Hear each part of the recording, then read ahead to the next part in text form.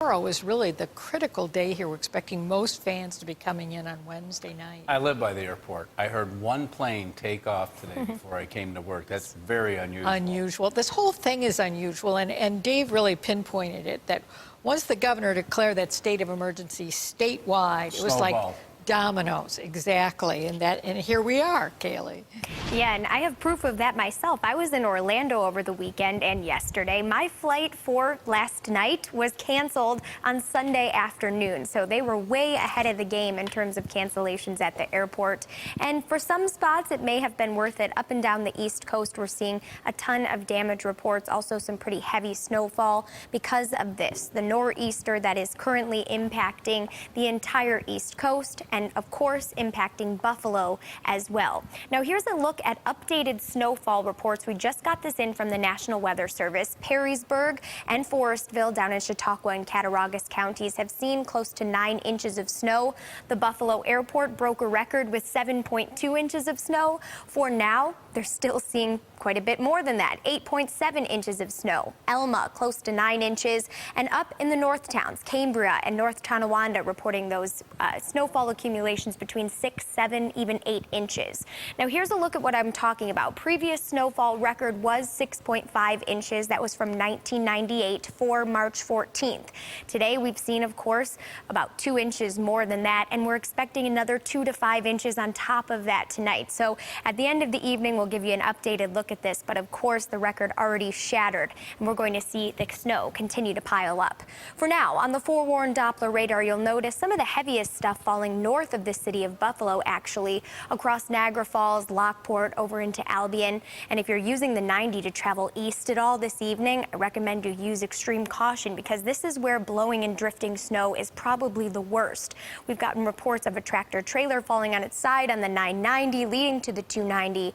And of course, a lot of that having to do with the snow and those pretty significant wind speeds. For the city of Buffalo, right now, seeing decreased visibility as well because of these heavy to moderate snows. And then again, south across Hamburg, East Aurora, down into the Boston Hills and Holland, seeing some pretty hefty snow showers. And it's pretty ironic because typically these are the spots we're looking at, Chautauqua and Cattaraugus counties, that see most of the snow during a lake effect event. Of course, because this isn't a lake effect event, these areas actually getting a little bit of break aside from along the lake shore. So pretty ironic to see there.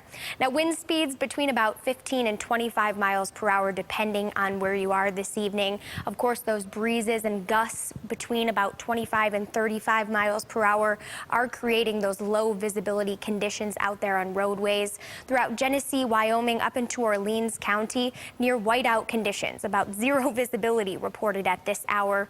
Off to the west, Niagara Falls, Buffalo, down into Dunkirk and Jamestown, a little bit of an improvement, but not by much. So it's really important, although we've seen worse snowstorms here in Buffalo. Dave mentioned it, Don and Jackie mentioned it. I've lived here my entire life. We've driven through worse, but it is important to make sure you still do use caution out on those roadways because although you may have control of your car, other people may not.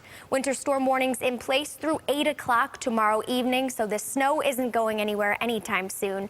Here's a look at the hour-by-hour forecast. Moving you through the evening, it sticks around. It's not until tomorrow at about 1 or 2 o'clock in the afternoon that we start to see the snow push off to the east, and then we look at some lake effect developing mainly south of the city of Buffalo across our typical snow belt regions. So not only are they going to be getting the widespread snow today, some lake effect does develop by tomorrow evening.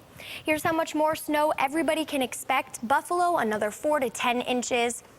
Along the Chautauqua Ridge, another 7 to 11 inches, and then close to a foot of snow through tonight and tomorrow morning into the early portions of the afternoon for Lake Ontario and areas just south of there.